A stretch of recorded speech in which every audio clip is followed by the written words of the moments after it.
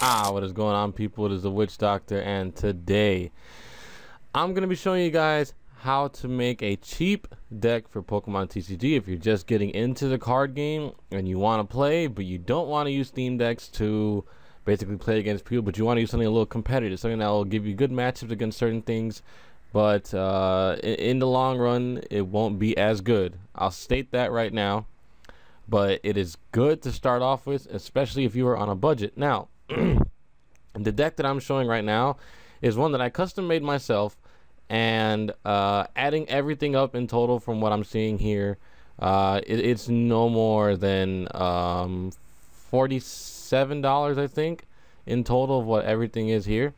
That's including stuff like the highest rarities and like hollows and stuff like that. So that's basically it. But right now I'm just going to show you guys my thought process of this deck. Now, this deck is based off of Noivern and Gourgeist. I've had this deck before. I showed it off before. I do plan on making a video of me playing with this deck, but this is one of the decks that I've made. I've improved it a little bit.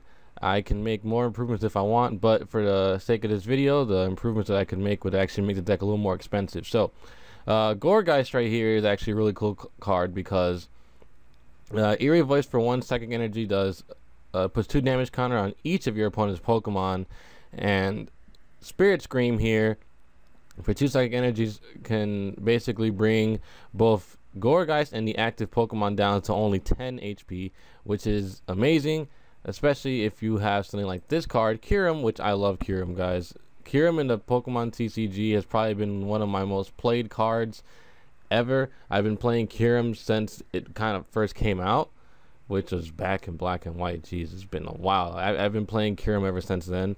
I love the card Kyurem. It's probably my favorite one to play. Not my favorite card, but my favorite one to play. Outrage for 2 color energy does 20 damage, 10 damage for each damage counter on Kyurem with 130 HP is actually pretty nice. And Glaciate here does for 2 water energy and 1 colorless energy does 30 damage to each of your opponent's Pokemon. Now, the whole theme of this deck, as you can kind of tell already off the back, that it's about spreading damage. Now, this deck can require knockouts very quickly, but at the same time can be knocked out very quickly too, because you have to set up with these little guys. I mean, Noibats, aren't the best to start off with, but neither is Punkaboo. Punkaboo has a chance to confuse him, so I guess that's okay, but I don't run too many copies of each. I run 4 Noiverns. I run the Noivern from the little starter deck that you could get, like it was like a battle pack, or a trainer box, I mean, with Noivern and Togetic, I believe that's what it was. No, Sylveon.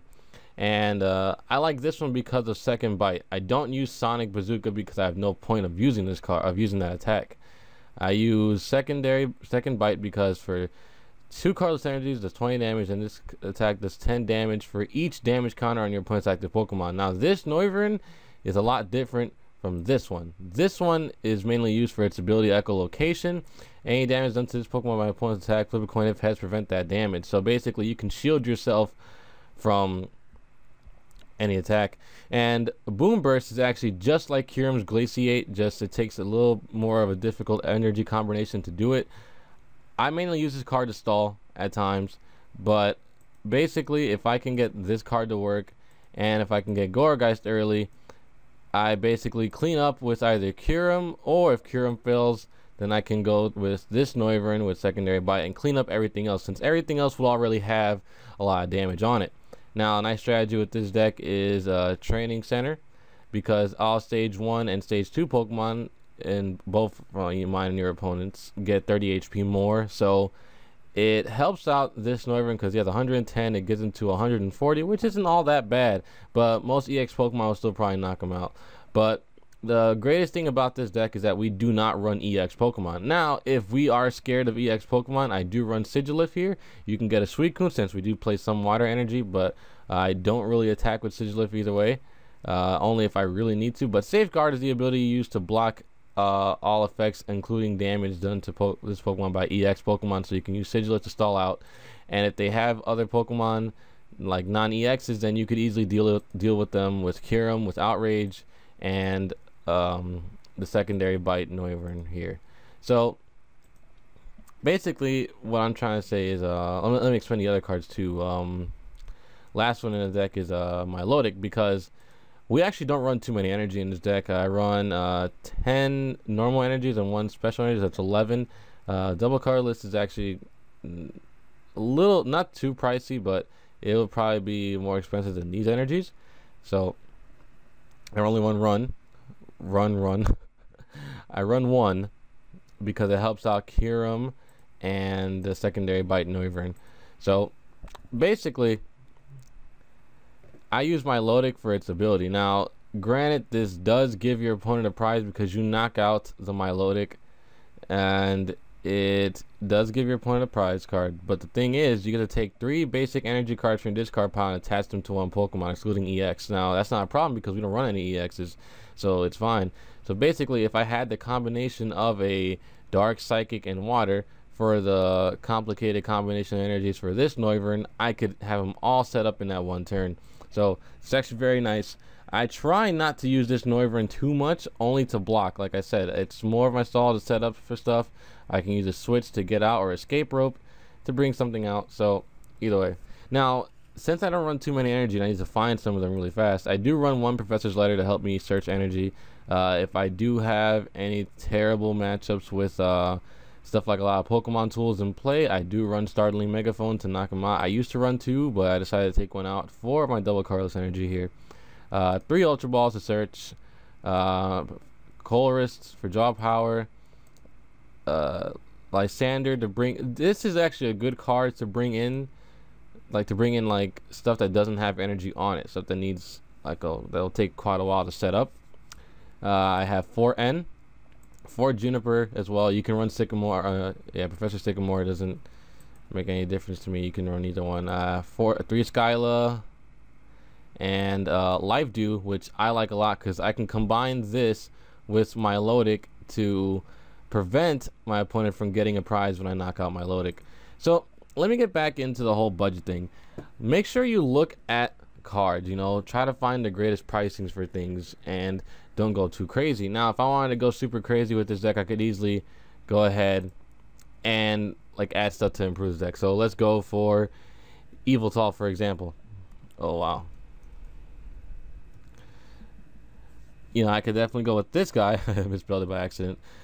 This one's not too bad. I can attach Dark Energy from my discard pile to one of my bench Pokemon.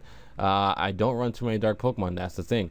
So I don't need this Yveltal, but Yveltal EX right here, I could definitely use. Now, I would recommend getting this Yveltal EX right here if you do plan on wanting to get an Yveltal EX, because Yveltal EX is actually kind of expensive, especially the normal one and the full art one. The full art one is definitely expensive, but this one is from a tin. Now, tins cost around 15 bucks, and with tins you get 4 packs and an Yveltal EX along with the code card for an Yveltal EX. But if you're playing in real life, that doesn't matter because you don't need the code cards if you're playing for real. But you get 4 packs, which are, you know, you can pull some nice things, and an Yveltal. So that's actually a very nice thing to have since it's a stronger X ball than Mewtwo's and stuff like that. Also, keep in mind the rotations. Now, I probably won't be uploading any matches of the TCG until the next rotation, because I feel a little more comfortable doing it that way, since I can get a good grasp or get a good foot in on the door of what's gonna happen and what's going on and stuff like that. But back to the point of building on a budget. So let's say, for example, 50 bucks is what you got, and you don't have a lot of resources at all. So you don't have energy, you don't have, you know, sleeves and stuff like that. They do make the elite boxes now, which I really like the elite boxes. Before, I used to use theme decks to get energies. Theme decks are situational with energies because you'd only get 2 certain kinds, and that was a bummer. But I still recommend getting theme decks for trainer cards, because you could easily get some Ns, Lysanders, and stuff like that in theme decks, and it's amazing. So let me see. I would recommend getting an elite box if you got like 40 bucks, because that's how much it costs, around 40 bucks. And it comes with 65 pack sleeves to sleeve your cards, which is real nice. It comes with dices to show the damage on your Pokemon. It comes with the special condition counters. It comes with separators. It also comes with, it's a nice box to store your cards in as well. And it comes with 8 packs too, so that's really nice. It's a good way to start off to get variety with your cards, especially if you get a theme deck and you get that, it gives you variety in what you want to use. So let me show you guys a deck that's going to be, I don't actually have it made, but I can show you the cards that are going to be good coming out in this next rotation. So with this rotation that's already out, Flareon right here from Ancient Origins, which is really good for this deck. I don't even know what I'm saying right now. I lost track of mine. I was looking at something. So Flareon right here, it says Flare effect, each stage 1 Pokemon in play is now a fire type addition to their existing type. So we're gonna look at the other ones now, and the other one right here is Jolteon with electric effect, which every stage 1 in play now is an electric type additional to its type existing. So I guess you can already see the theme that's going on here. So that means Vaporeon does the same thing with Aqua effect, giving it a water type. So basically any stage 1 you have in play, including these guys, all become that type. So basically if I decide, hey, you know, I think the best attacker out of the 3 is Jolteon, I'm gonna go to Jolteon and I'm gonna look at it. I'm like, Thunder Blast, 80 damage, it's currently attached to this, and not too bad, but that's a free retreat cost, which is good.